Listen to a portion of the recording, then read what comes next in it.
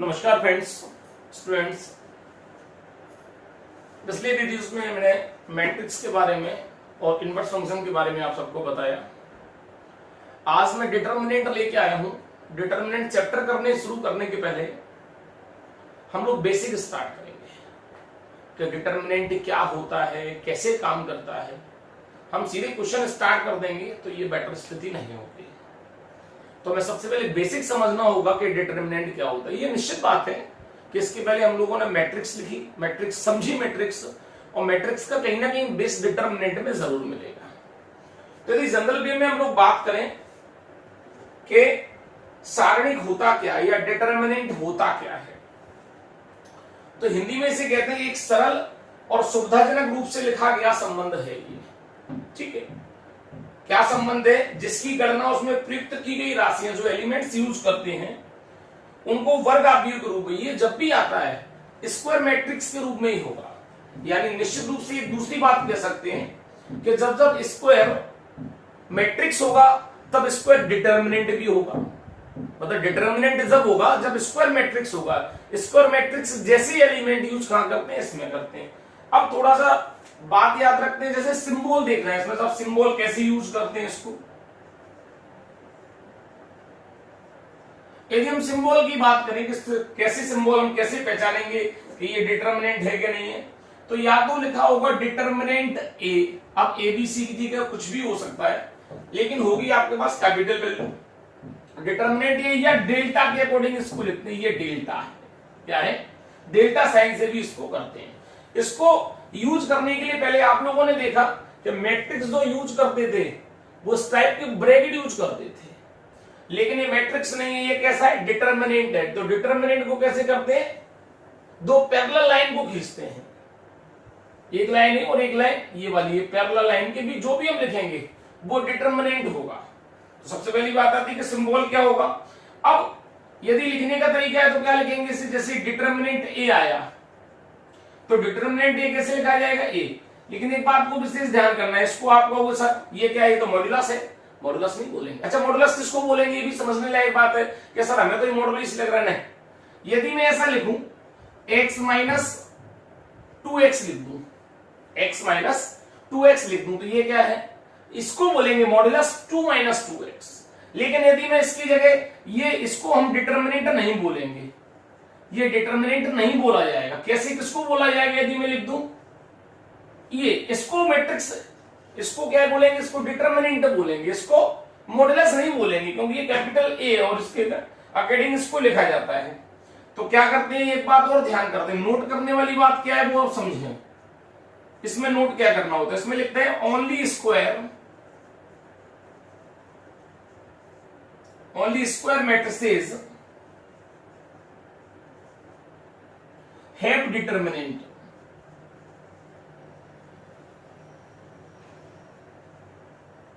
माने जो square matrix होगी वही हमारे पास डिटर्मिनेंट होता है। क्या होता है? डिटर्मिनेंट होता है। अब इनका हम ऑर्डर देखते हैं कि ये कैसे ऑर्डर काम करता है। देखिए, मैंने आपको बताया कि ये स्क्वायर होता है, तो स्क्वायर में क्या होता है? 2/2 को स्क्वायर बोलते हैं, 1/1 को स्क्वायर बोलते हैं, 3/3 को। ये हमने जो आपको रैंक पढ़ी थी, अपन लोगों ने जो ऑर्डर पढ़ा था, उस ऑर्डर के अकॉर्डिंग क्या होता था मैट्रिक्स में? उस ऑर्डर के अकॉर्डिंग 1/1 को हम स्क्वायर मैट्रिक्स बोलते थे, 2 रो और 2 कॉलम वाले को स्क्वायर मैट्रिक्स बोलते थे, 3/3 को भी हम स्क्वायर मैट्रिक्स, मतलब रो और कॉलम की वैल्यू सेम होना चाहिए।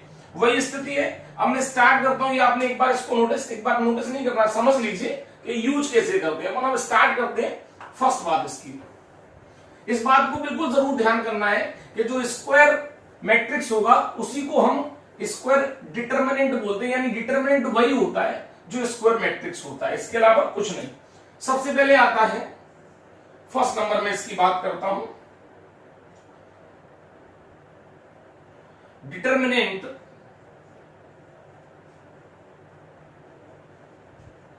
डिटर्मिनेंट ऑफ ऑर्डर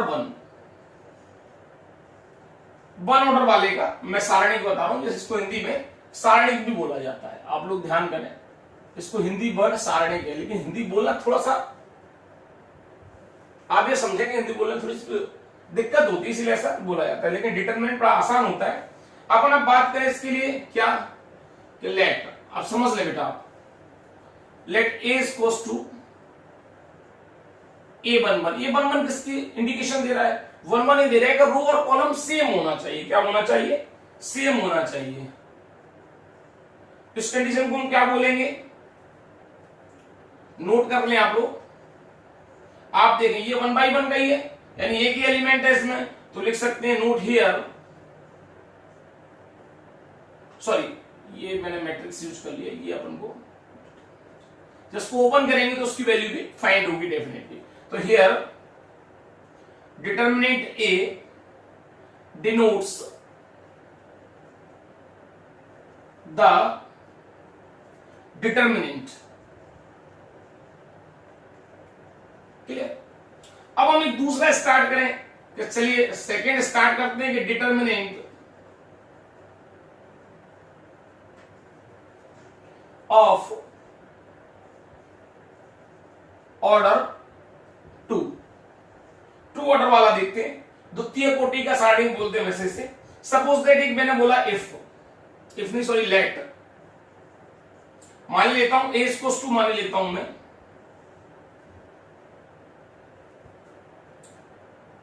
ये मैंने माना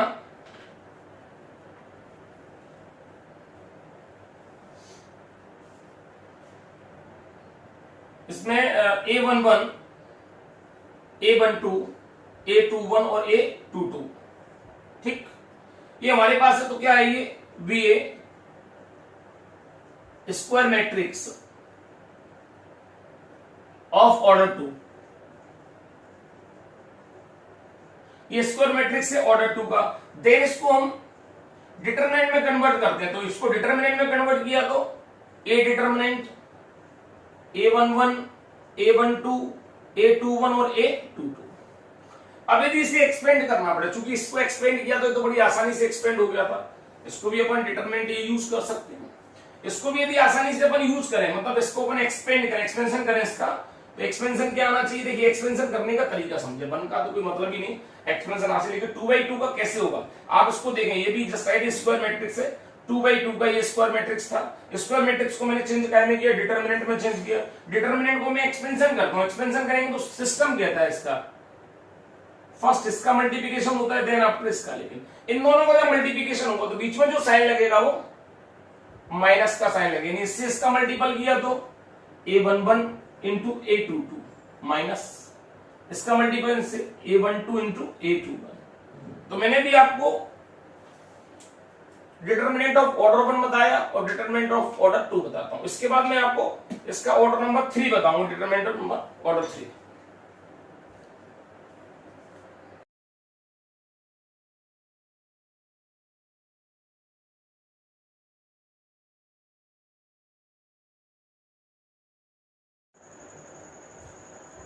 अब स्टूडेंट्स मैं आपके सामने यूनिट नंबर स्टार्ट करूंगा। स्टार्टिंग मैंने स्टार्ट किया डिटरमिनेंट, और उसके पहले मैंने आपको फर्स्ट ऑर्डर वाला बताया, सेकंड ऑर्डर वाला बताया। अब मैं आपको थर्ड ऑर्डर बताता हूं। देखिए यदि हम थर्ड ऑर्डर की बात करें तो हम जैसे सपोज दैट लेट करें, let A equals to, elements लिख देते हैं सारे हम, A11, A12, A13, A21, A22, A23, A31, A32 और A33। क्लियर? हमने ऑर्डर लिख दिया, वो मान लिया कि ये डेफिनेटली ये स्क्वायर मैट्रिक्स है, VA स्क्वायर मैट्रिक्स, ठीक, ऑफ ऑर्डर 3 कैसे है? ये 3/3 का मैट्रिक्स मैंने आपको बताया था, हमने लेट दिया। अब यदि ये ऑर्डर मैट्रिक्स है तो ये डिटरमिनेंट जरूर होगा। तो हम क्या कर सकते हैं, देन ए इक्वल्स टू क्या हो जाएगा, डिटरमिनेंट का साइन लगाएंगे, A11, A12, A13, A21, A22, A23, A31, A32 और A33। ये मैं डिटरमिनेंट बताया। अब इसको यदि एक्सपेंशन करना हो, इसको एक्सपेंड करना हो, देखिए एक्सपेंड करने के कई तरीके हो सकते हैं, हम किसी भी। अब सबसे पहले इसमें समझे कि रो और कॉलम, आपको पहले ही मैंने बताया था रो और कॉलम क्या होते हैं। यदि हम देखें तो ये क्या है हमारे पास, ये हमारे पास R1 है, पहली रो है, ये हमारी पास क्या है R2 है, ये क्या हमारे पास R3 है। यदि हम इसको देखें तो ये कॉलम है C1, ये कॉलम है हमारे पास C2, ये कॉलम है हमारे पास C3। तो हम किसी के भी रेस्पेक्ट में, चाहे R1 के रेस्पेक्ट में इसको एक्सपेंड कर सकते हैं, चाहे R2 के रेस्पेक्ट में कर सकते हैं, चाहे R3 के कर सकते हैं, अदरवाइज कॉलम के रेस्पेक्ट में भी एक्सपेंशन कर सकते हैं इसका। तो मैं एक्सपेंड करता हूं, expand with respect to R1 के रेस्पेक्ट में। R1 क्या है हमारे पास A11, A12, A13। इनको ध्यान करना पड़ेगा। ध्यान क्या करना, साइन का भी बड़ा ध्यान करना है। साइन कहां से स्टार्ट होता है, जो स्टार्टिंग पॉइंट होता है उसको हम पॉजिटिव स्टार्ट करते हैं। जैसे मैं आपको बताता हूं प्लस माइनस प्लस, अभी काय में यूज होगा तो मैं आपको बताऊं। सपोज दैट एक्सपेंशन करना है, चाहे मैं R1 के रेस्पेक्ट में करूं चाहे C1 के। सपोज दैट मैं R1 के में एक्सपेंशन कर रहा हूं, ध्यान करें तो मैंने कैसे इसको एक्सपेंड करते हैं वो आप समझें। 2 वाला बड़ा आसान था, 3 वाला थोड़ा सा बताएं। देखिएगा जैसे A11 को एक्सपेंड करना है तो इसके सामने वाला A11 सामने ये दिख रहा है, ये कैंसिल हो जाएगा और ये दिख रहा है। इसका एक बहुत अच्छा लॉजिक मैं बताता हूँ। आप लोग चेस खेलते हैं, चेस में जो अपन कहते हैं हाथी चाल चलता है, तो हाथी कैसे चलता है, सीधा सीधा चलता है। कैसे चलता है, सीधा सीधा चाल चलता है। वैसे अपन को यहाँ चलना है। यदि अपन यहाँ खड़े हैं तो ये खत्म और ये खत्म। क्या क्या एलिमेंट हमारे पास बचे, हमारे पास ये 4 एलिमेंट, उसके सामने ये भी गया और ये भी गया, तो सिर्फ 4 एलिमेंट हमारे पास बचे। A22, A23, A32 और A33। इसके बाद साइन आना है, कोई बिना साइन के काम नहीं करेगा, क्योंकि अपने 2 का किया था तो इतना ही किया था, वो सॉल्व हो गया था। अब इसके बाद ये अपन कैसे मानते हैं, ये पॉजिटिव है, ये क्या आएगा, नेगेटिव आएगा। साइन अल्टरनेट चेंज होते रहते हैं इसमें। तो पहले प्लस आया, अब क्या आएगा माइनस, और हम लिख देंगे A12। क्या लिख दिया हमने, A12। हमने A12 लिखा तो अब यहाँ पे आए हमारा, यहाँ पे हमने किया तो ये पूरी लाइन कैंसिल और ये वाली लाइन कैंसिल। क्या क्या एलिमेंट बचे हमारे पास, A21, A23 और साथ में क्या बचा हमारे पास, A31 और A33। सेकंड अभी एक एलिमेंट और बचा हमारे पास, वो एलिमेंट कितना है, A13, लेकिन प्लस माइनस और ये प्लस, क्या आएगा A13। इसको एक्सपेंड करो तो ये लाइन कैंसिल और ये वाली लाइन भी कैंसिल हो जाएगी। क्या बचा हमारे पास, A21, A22, A31 और A32। अब इसको सॉल्व करते हैं। 2/2 कम करके आए थे भी, इसका मल्टीप्लाई इससे करना है फर्स्ट, तो A22 इंटू A33 माइनस, इसका मल्टीपल इससे करना तो A23 इंटू A32, फिर माइनस आएगा साइन, फिर क्या आएगा हमारे पास A12, इसका मल्टीपल इससे करना है तो A21 इंटू A33 माइनस, इसका मल्टीपल इससे करना है तो A23 इंटू A31। ये हो गया। अब थर्ड वाला बचता है तो प्लस A13, इसका मल्टीपल करेंगे इससे, फर्स्ट इसी का हुआ A21 मल्टीपल A32 माइनस, इसका मल्टीपल इससे करना है तो A22 इंटू A31। तो हमारे पास ये मल्टीपल है, आपस में मल्टीप्लाई कैसे करना है वो। अब डिटरमिनेंट जो हमने लिखा था वो डिटरमिनेंट का साइन भी हमें यूज करना है, जिसका हम डिटरमिनेंट, ये ध्यान करना है, यदि कैपिटल वर्ड्स हमारे पास लिखा है तो ये डिटरमिनेंट है, ये क्या नहीं है, ये मॉड्यूलस नहीं है, ये डिटरमिनेंट है, ठीक है ना। तो ये हमें से सॉल्व करना आपको सिखाया मैंने। तो नेक्स्ट में आपको ये साइन कैसे यूज करते हैं, साइन को कैसे लगाते हैं, मैं उसको बताता हूं।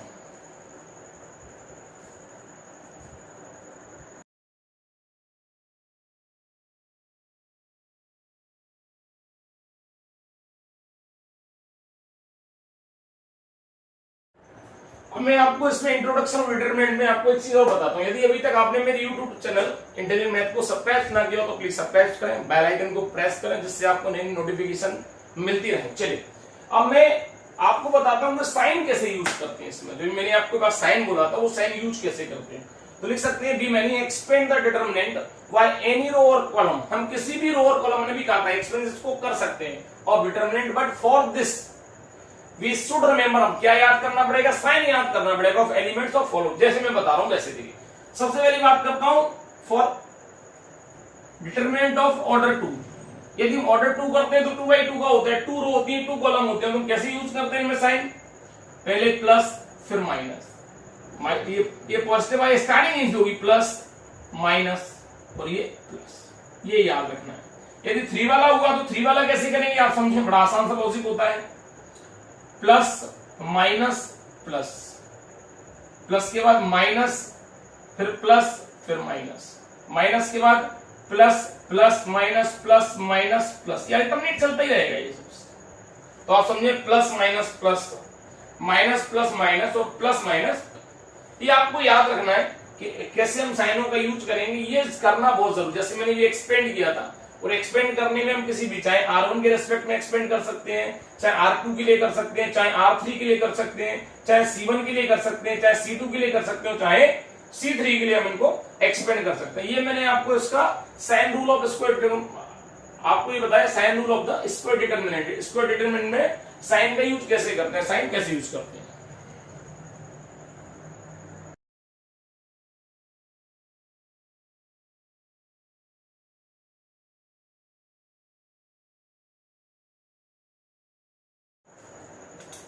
स्टूडेंट अब मैं आपको बताता हूं कि माइनर्स ऑफ डिटरमिनेंट क्या होते हैं। एक नई चीज होती है माइनर्स ऑफ डिटरमिनेंट, यानी सारणिक का भी उस सारणिक होते हैं। सारणिक माने छोटे छोटे सारणिक, कैसे यूज करते हैं, कैसे बनाते हैं। सपोज दैट मैंने एक 3x3 का डिटरमिनेंट लिखा। डिटरमिनेंट है a11, a12, a13, a21, a22, a23, a31, a32 और a33। ये मैंने डिटरमिनेंट लिखा। इस डिटरमिनेंट में मेरे को माइनर फाइंड करना है। इसके क्या फाइंड करना है, माइनर फाइंड करना है। तो माइनर बड़ा आसान होता है। जैसे मैं पहला आपको फाइंड करके बताऊं, minor of, suppose that a11 का मेरे को माइनर फाइंड करना है।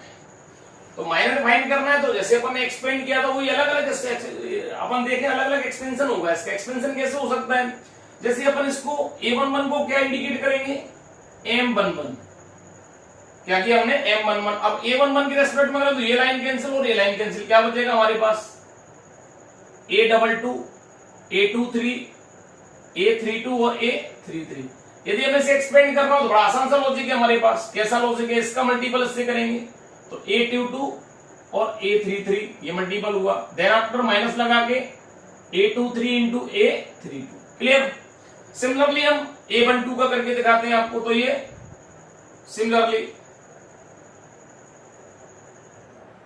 सिमिलरली की बात करें तो m12 हुआ, सपोज दैट 12 हुआ, तो ये लाइन के इसमें साइन का ध्यान नहीं करना पड़ता। इसमें से प्लस माइनस आएगा, वो जो आएगा वो मैं बताता हूँ अगले वाले उसमें आएगा।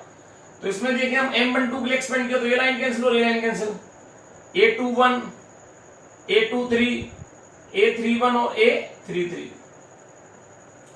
अब इनका भी वही एक्सपेंड करना है तो उसको मल्टीप्लाई इससे करें तो a21 इंटू a33, इसको करें अब माइनस a23 इंटू a31।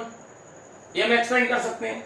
ऐसे हम किसी को भी एक्सपेंड कर सकते हैं, जो भी हमारे मन में आए वो हम लोग एक्सपेंड कर सकते हैं। सपोज दैट मैं एक और बता देता हूं, सपोज दैट मैं करूं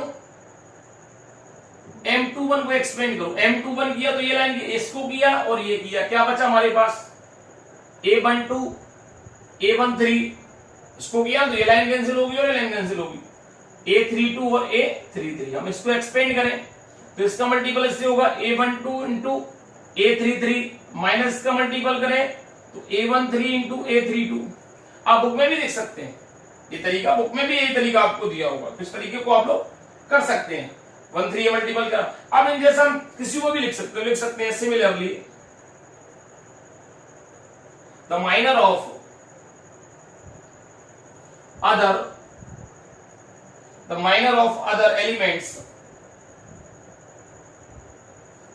other elements of the determinant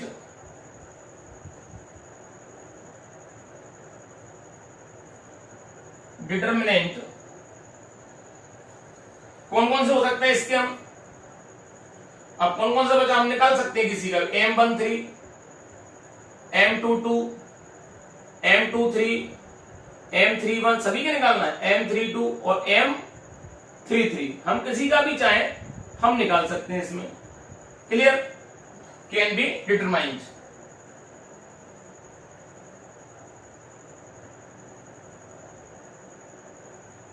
ठीक, ये आपको करना है। इसके बाद जो आता है नेक्स्ट, वो आता है आपके पास, जैसे मैंने माइनर बताया ऐसे आपका कोफैक्टर आता है।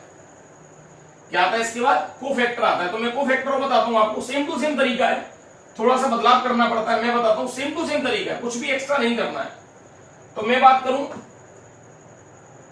6 नंबर क्वेश्चन की, 6 नंबर इसी में, 6 नंबर क्या है इसमें, कोफैक्टर।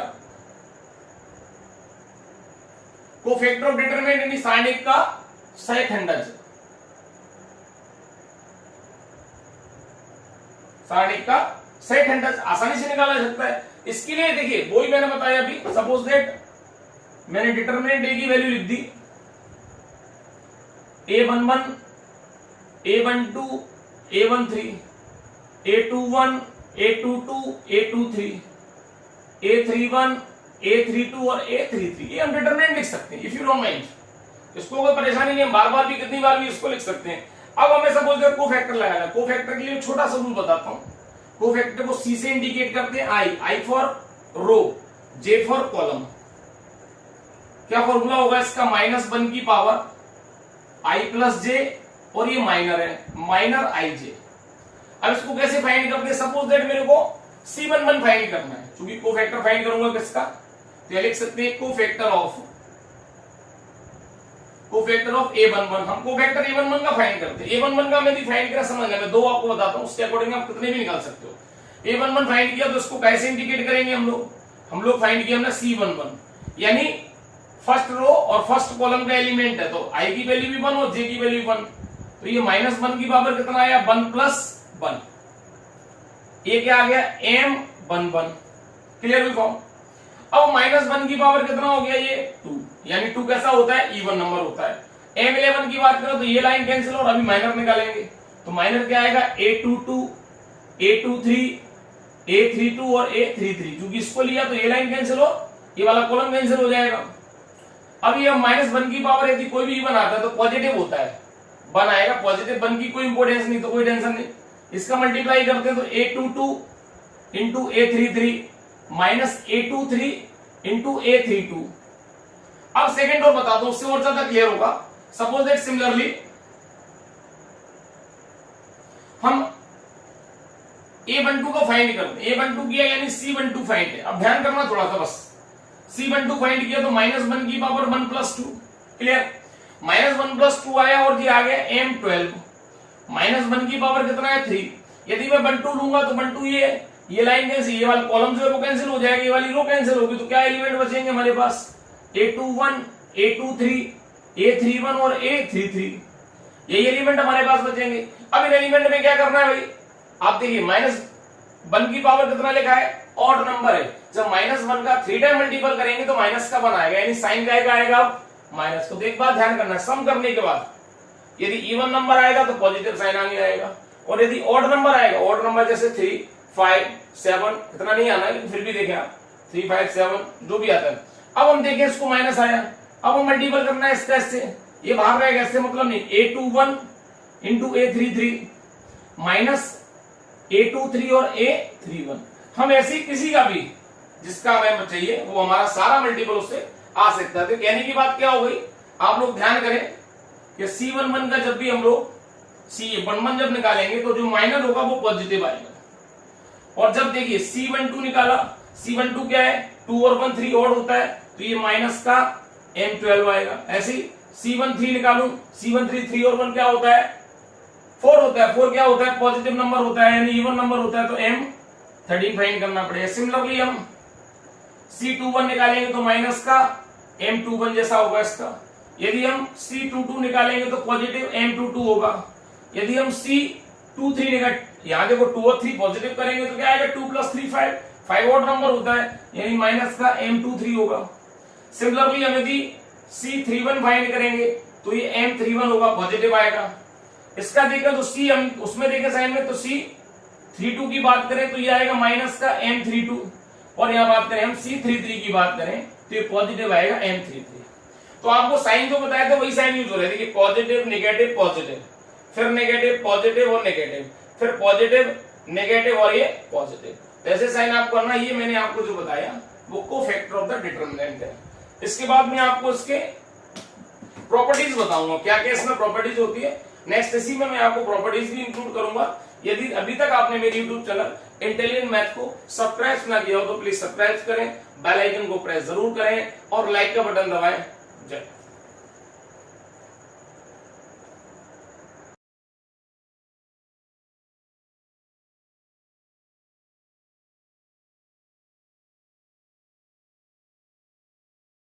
नमस्कार स्टूडेंट्स, मैं रवि सर अपने YouTube चैनल इंटेलिजेंट मैथ से इसके पहले मैंने आपको जो रूल्स थे, जो बेसिक था डिटर्मिनेंट का, वो मैंने बताया। तो मैंने आपसे कहा था मैं प्रॉपर्टीज ऑफ डिटर्मिनेंट्स आपको बताऊंगा। ये सारणिकों के क्या क्या गुण होते हैं जिनके आधार पर हम इसको सॉल्व करते हैं, सॉल्व करने के क्या क्या तरीके होते हैं। तो पहली प्रॉपर्टीज जो है हमारे पास वो दिया है, if each elements in a row और in an column any column is a zero then the value of the determinant is zero. यदि किसी सारणी की किसी पंक्ति या किसी स्तंभ के सारे एलिमेंट, सारे अवयव शून्य हो तो सारणी का मान क्या होता है? शून्य होता है। जैसे मैं आपको फॉर एग्जाम्पल एक क्वेश्चन बताता हूं, एग्जाम्पल बताता हूं आपको। सपोज दैट मैंने एक लिखा 0 0 0 1 2 3 4 5 और ये 6, ये मैंने आपको डिटर्मिनेंट लिखा। ये डिटर्मिनेंट जो है वो आप भी देख रहे हैं, ये 3/3 का डिटर्मिनेंट है जो मैंने आपको लिखा। अब यदि मैं इसको एक्सपेंड करूं विथ रेस्पेक्ट टू R1, तो R1 के लिए एक्सपेंड करूंगा तो ये क्या है A11, तो ये 0 के लिए एक्सपेंड किया, 0 किया तो ये लाइन कैंसिल और ये वाली लाइन कैंसिल। क्या हमारे पास बैलेंस बचा? 2 3 और 5 6। उसके बाद क्या था? पॉजिटिव के बाद क्या साइन आएगा? माइनस का, तो ये 0, ये 0 लिया तो ये वाली लाइन कैंसिल और ये वाली लाइन कैंसिल। क्या बचेगा हमारे पास? 1 3 4 6, नेक्स्ट 0, ये भी लिखा हमने, तो ये लाइन कैंसिल और ये वाली लाइन कैंसिल। 1 2 4 5। यदि मैं इसका कुछ भी इंटू करूं लेकिन 0 का मल्टीपल कर दूं, ये भी 0, ये भी 0, ये भी 0, सारी वैल्यूज क्या आ जाएगी? 0 आएगा। नहीं आएगा? बिल्कुल आएगा। इसी टाइप से कोई भी रो या किसी भी, आप समझ ले इस बात को, यदि किसी डिटर्मिनेंट में कोई भी एक रो या कोई भी एक कॉलम के सारे एलिमेंट 0 हो तो उसकी वैल्यू क्या हो जाती है? 0 हो जाती है। इसके बाद देखते हैं हम सेकेंड। यदि हम सेकेंड की बात करें तो सेकेंड प्रॉपर्टी हमारे पास दी है, the value of a determinant is not altered by interchanging its row and columns. यानी हिंदी वर्ड्स क्या है इसका? किसी सारणिक में पंक्तियों को स्तंभ में तथा स्तंभ को पंक्तियों में बदल दिया जाए तो उस सारणिक के मान में कोई अंतर नहीं होता। यानी जैसा हमने लिखा एग्जैक्ट वैसा ही आएगा आपको। तो मैं एक करके बता देता हूं कि ऐसा कैसे होगा। फॉर एग्जाम्पल, सपोज दैट एक डिटर्मिनेंट मैंने लिखा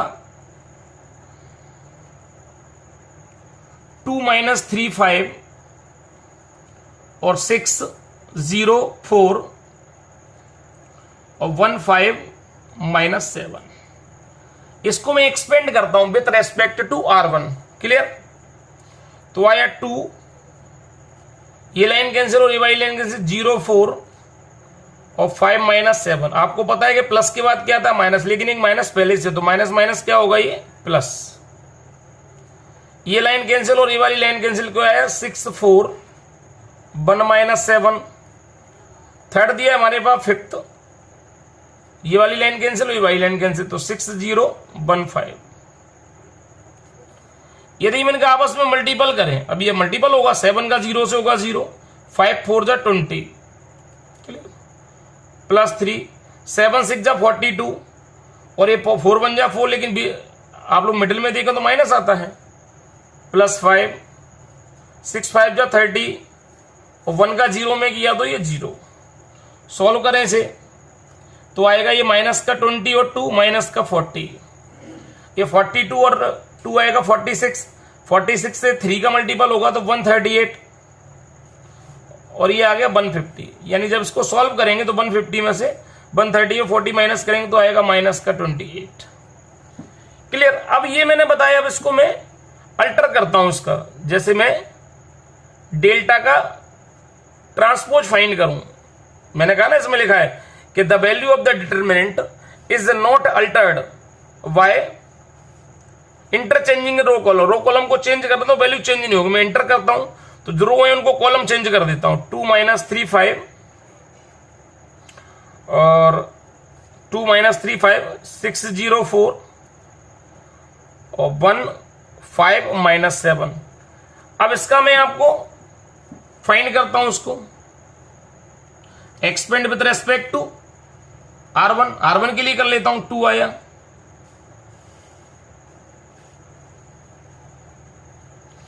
ये 2 आया तो ये लाइन कैंसिल, ये लाइन 0 5 4 माइनस 7 प्लस के बाद माइनस 6, ये लाइन कैंसिल, ये line cancel, minus 3 5 5 minus 7 plus 1 minus 3 0 5 4 into करें इनका 2 7 का 0 से इंटू होगा माइनस 0 4 5 जा 20 माइनस 6 7 3 जा 21 पॉजिटिव और 5 5 जा 25 प्लस 1 माइनस 3 4 जा 12 माइनस 0 तो ये माइनस के 40, ये बचा माइनस का 4 तो प्लस के 24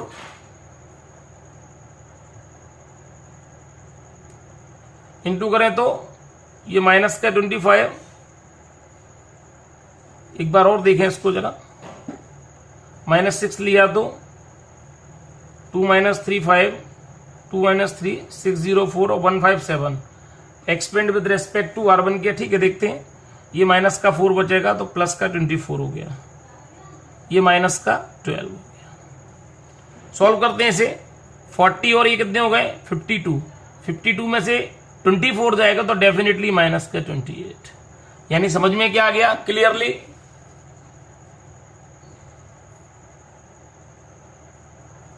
क्लियरली क्या हो गया कि डेल्टा की वैल्यू डेल्टा डैश की वैल्यू के इक्वल होती है। तो ये आइडेंटिटी इससे सॉल्व होगी, मैंने आपको प्रॉपर्टीज की बताई। इसके बाद आता है हमारे पास तीसरी प्रॉपर्टीज, हम लोग देखें तो तीसरी प्रॉपर्टीज हमारे पास क्या दी है। तीसरी प्रॉपर्टीज देखें तो इफ टू एडजेसेंट रो और column of a determinant are interchange the determinant change is sign but its numerical values unaltered. यानी यदि किसी सारणिक के किन्हीं दो स्तंभों या दो पंक्तियों को आपस में बदल दिया जाए तो सारणिक का संख्यात्मक मान वही रहता है लेकिन चिन्ह बदल जाता है, मतलब न्यूमेरिकल वैल्यू उसमें बदल जाती है। कब किसी भी एक को चेंज करना है, किसी दो को चेंज नहीं करना है, किसी एक को। जैसे सपोज दैट फॉर एग्जांपल अपन लेते हैं, एक एग्जांपल लिया मैंने, डेल्टा इक्वल्स टू 2 माइनस 3 5 6 0 4 और 1 5 माइनस 7। क्लियर? अब इसकी वैल्यू फाइंड करते हैं अपन, देन आफ्टर इसको ही बताऊंगा मैं आपको कैसे क्या होता है। तो expand with respect to R1, 2 लिया, 2 आएगा तो ये लाइन कैंसिल, ये आएगा 0 4 5 माइनस 7, ये माइनस है तो माइनस आएगा यहां पे, तो माइनस माइनस प्लस, ये आएगा कितना, ये लाइन कैंसिल, ये लाइन 6 4 1 माइनस 7 प्लस का 5 तो 6 0 1 5। सॉल्व करते हैं इसको, 2 0 4 5 जा 20 प्लस 3 6 7 जा 42 माइनस 4। नेक्स्ट देखते हैं हम, 5 6 5 जा 30 माइनस 0 तो आ गया माइनस का 40। इनमें देखें 42 और 46, 46 में 3 से मल्टीपल करेंगे तो एक तो माइनस आना है, 46 से मल्टीपल करें तो 46 इंटू 3 3 6 जा 18 कैरी 1 4 3 जा 12 और 138। और इसको देखा तो ये कितना आ रहा है 150। अभी किया था सेम टू सेम, मैंने यही किया था, सेम टू सेम यही प्रक्रिया की थी। 2 माइनस 3 पिछले वाले में भी एग्जांपल लिया था तो इसका आएगा माइनस का 28। सिमिलरली मैं इसको लूं, इसकी में कोई भी एक रो या कॉलम को चेंज कर सकता हूं। यदि किसी एक रो या कॉलम को हम चेंज करें तो क्या होगा, सपोज रो को कॉलम में करते हैं, कॉलम को नहीं, किसी भी दो को आपस में इंटरचेंज कर लेते हैं। क्या कर लेते हैं, आपस में इंटरचेंज कर लेते हैं। तो इंटरचेंज क्या करते हैं हम कि R2 को R3 में कर लेते हैं, यानी कि चेंज क्या करते हैं हम, R2 को चेंज कर लेते हैं R3 में, यानी R2 चेंज हो जाएगा R3 में। करके देखते हैं, चेंज करने के बाद क्या आता है देखते हैं। तो पहली तो लिखा 2 माइनस 3 5, ये चेंज हो गया तो R2 R1 में होगा तो R2 R3 1 5 7 माइनस का और 6 0 4। क्लियर? एक्सपेंड करते हैं विथ रेस्पेक्ट टू R1 तो 2 आ गया, ये लाइन कैंसिल, ये लाइन कैंसिल, 5 माइनस 7 और 0 4। किसी को भी ऐसा नहीं मैंने R2 R3 जिनने आपस में इनवर्स चेंज किया है, यदि आप चाहें तो C1 C2 आपस में चेंज कर सकते हैं, C2 C3 कर सकते हैं, R1 R3 कर सकते हैं।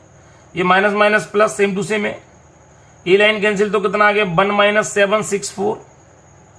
सिमिलरली प्लस 5 तो ये आ गया 1 5 और 6 0।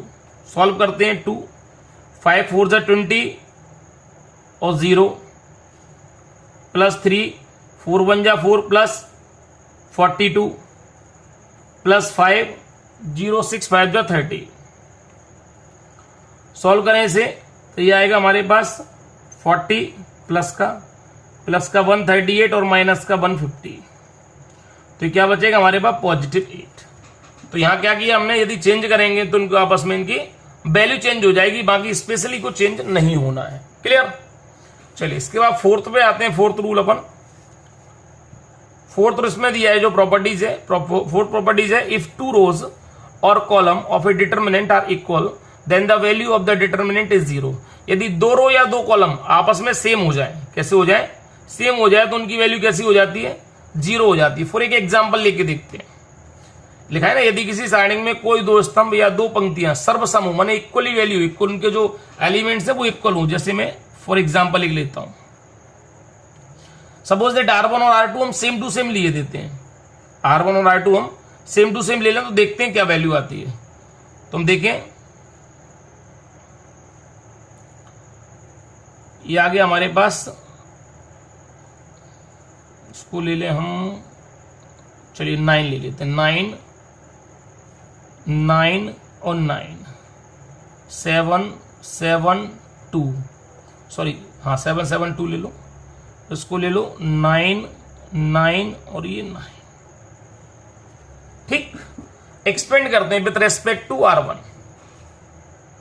देखिए आप सब इसमें हम देखें तो R1 और R3 आपस में इक्वल है, इसके सारे एलिमेंट्स आपस में एक दूसरे से इक्वल है, तो एक्सपेंड करते हैं 9। ये लाइन कैंसिल, ये लाइन कैंसिल, 7 2 9 9। ठीक, इसके बाद देखें -9 7 2 9 9 प्लस 9 7 7 9 9। देखिए आप 7 9 जा 63, 9 2 जा 18 -9, ये 63 9 2 जा 18 प्लस 9 7 9 जा 63 -63। आप देखें इसको 63 में से 18 माइनस होगा तो आप देखें 13 में से 8 गया 5 कैरी 5 और 1 4 45। क्लियर। -9 13 में से 8 गया तो 5 में से 1 गया तो 4, ये 9 और ये 0। आप देखें ये पॉजिटिव और ये नेगेटिव है, तो ये 0 -0 +0 यानी डेफिनेटली ये हमारे पास 0 फाइंड हो गया। तो आपको यही देखना है कि यदि कोई भी 2 रो या 2 कॉलम के सारे एलिमेंट आपस में इक्वल होंगे तो उनकी जो वैल्यू आएगी वो 0 फाइंड होगी। तो आपके पास ये फोर्थ प्रॉपर्टीज थी। अब देखें अपन फिफ्थ प्रॉपर्टीज। वैसे प्रॉपर्टीज तो इसमें करीब करीब 9 या 10 प्रॉपर्टीज है, लेकिन मैंने कम से कम 7 आपको अच्छी तरह कराई जो यूज में आना है रेगुलर। बाकी अपनी बुक में से भी आप एक बार उसको पढ़ के देख सकते हैं। चलिए नेक्स्ट प्रॉपर्टीज दी है इसमें, if all the elements of a row और कॉलम, चाहे रो हो चाहे column, of a determinant are multiplied by a constant K, then the value of the determinant gets multiply by K. यानी यदि किसी सारणी के किसी स्तंभ या पंक्ति के प्रत्येक अवयव में अचर राशि किसी एक में, ऐसा नहीं सभी में, तो के का इंटू उसमें माना जाएगा। हम फॉर एग्जांपल इसको देखते हैं के का इंटू कैसे माना जाएगा। सपोज दैट एक एग्जांपल मैं ले लूं, डिटर्मिनेंट मैंने ले लिया 1 2 3 4 5 6 और 7 8 9। क्लियर। इसको मैं यदि सॉल्व करूं expand with respect to R1, तो सॉल्व में थोड़ा सा डायरेक्ट कर रहा हूं, थोड़ा सा ध्यान करना। 1 ये लाइन कैंसिल लेना है, 9 5 जा 45 सॉरी 45 माइनस 8 6 जा 48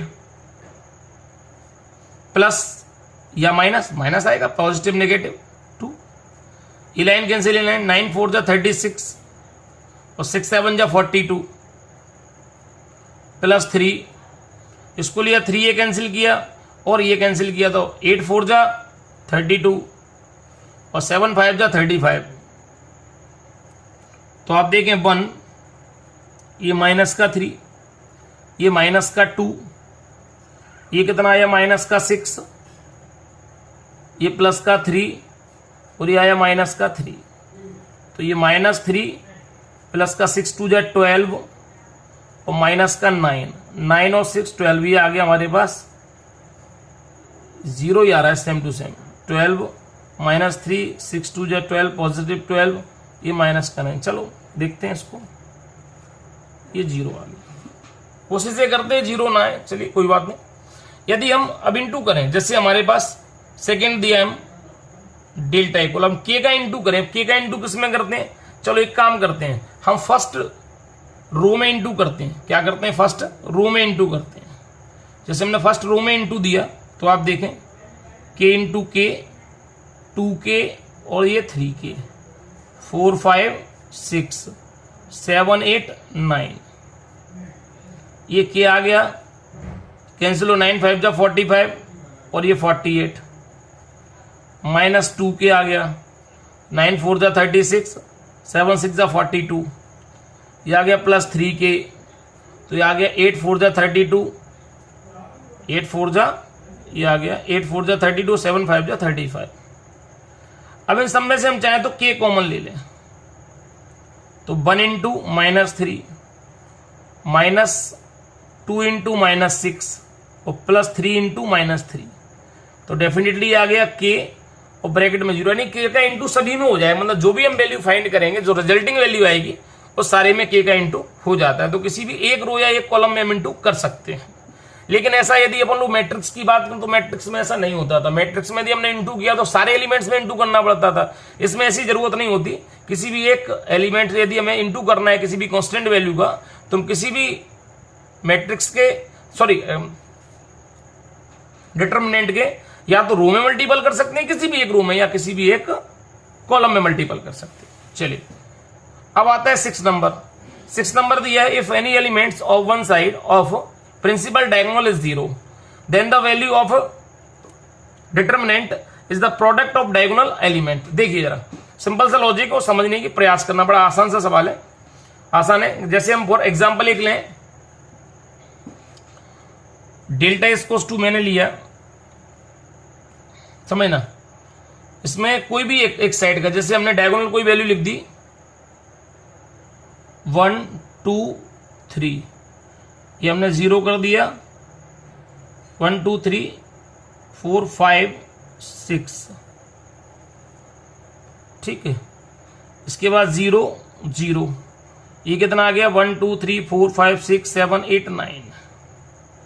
आपने क्या देखा अभी कि if each elements of one side of principal, ये प्रिंसिपल है, ये डायगोनल, प्रिंसिपल डायगोनल है, इसकी एक साइड हमने सारे एलिमेंट 0 ले लिए। अब इनका जो यदि हम सॉल्व करें, सपोज दैट इसको सॉल्व करें तो क्या होता है, देखिए आप सॉल्व करें तो विद रेस्पेक्ट टू R1 1, ये लाइन कैंसिल और ये लाइन, 9 5 जा 45 और 0, ठीक। फिर -2, ये लाइन कैंसिल और ये लाइन कैंसिल, तो ये 9 से 0 है 0 0 -0, प्लस 3, ये लाइन कैंसिल, 0 0, ये भी 0 -0। तो आप देखें तो ये सिर्फ कितना आया 45। मैंने क्या कहा कि इसकी जो वैल्यू आएगी वो हमारे पास जो प्रिंसिपल डायगोनल दिया उन सबकी वैल्यू का मल्टीपल के इक्वल आएगा। Now and according to principal, हम सबका मल्टीपल करते हैं, 1 इंटू 5 इंटू 9, यही प्रिंसिपल हमारे पास डायगोनल है, 1 इंटू 5 इंटू 9 क्या होता है 45। तो आप देखिए चाहे इसकी पूरी वैल्यू निकालें या एक साइड 3 0 दिए तो इनको वैल्यू को आपस में इंटू कर लें तो इनकी वैल्यू कितनी आएगी 45। तो ऐसे हम समझ सकते हैं इसको। अब देखें इसके बाद हम 7 नंबर, ये मैंने लास्ट मैंने सिर्फ 7 इसमें प्रोडक्ट कराए, बाकी होने को इसमें हम देखें तो इसमें करीब करीब आप मानेंगे 9, इसमें आपकी 10 प्रॉपर्टीज है लेकिन 9 आपके काम की हैं। चलिए अब मैं बताता हूं सबसे लास्ट वाला जो मेरे लिए है, जो मैंने आपको बताया properties. If each constituent of any row or column consist of 2 term then the यहां क्या लगा, determinant can be expressed as the sum of two determinant of the same order. यदि किसी पंक्ति या स्तंभ का प्रत्येक अवयव दो राशि या अधिक का योग या अंतर के रूप में हो तो सारणिक को उस कोटि के दो सारणिकों के योग या अंतर के बराबर व्यक्त कर सकते हैं। फॉर मल्टीप्लिकेशन मैं आपको बहुत आसान से तरीके बताता हूं। सपोज दैट एक हमारे पास दिया है डेल्टा इक्वल्स टू, और हमारे पास दिया है A1 प्लस A2 नहीं, इसमें अल्फा 1 कर देते, अल्फा 1, ठीक है। ये B1 और ये C1, A2 प्लस अल्फा 2 और B2 और C2, A3 प्लस अल्फा 3 और B3 और C3। इसको लिखने का क्या तरीका है वो समझा रहा हूं आपको। लिखने का जो तरीका हो हम चाहे तो इसको लिख सकते हैं, समझ लें आप, ये आएगा आपके में, एक तो क्वेश्चन में आएगा। क्या लिख सकते हैं, ये पॉजिटिव साइन सब में सेम साइन हो, या तो पॉजिटिव होगा या नेगेटिव, तो क्या लिख सकते हैं A1 A2 और A3, बाकी element same to same B1 C1 B2 C2 B3 और C3। साइन का एक आया था बीच में प्लस, यदि हम इन दोनों की वैल्यू निकालें वो भी सेम आएगी और इनकी निकालेंगे वो भी सेम आएगी।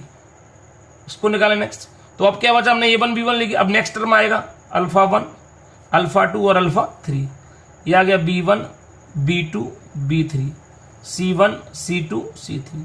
इस टाइप से हम इनको मैनेज कर सकते हैं। तो अभी तक मैंने आपको 7 प्रॉपर्टीज बताई डिटर्मिनेंट की, आपको समझ में भी आई होंगी।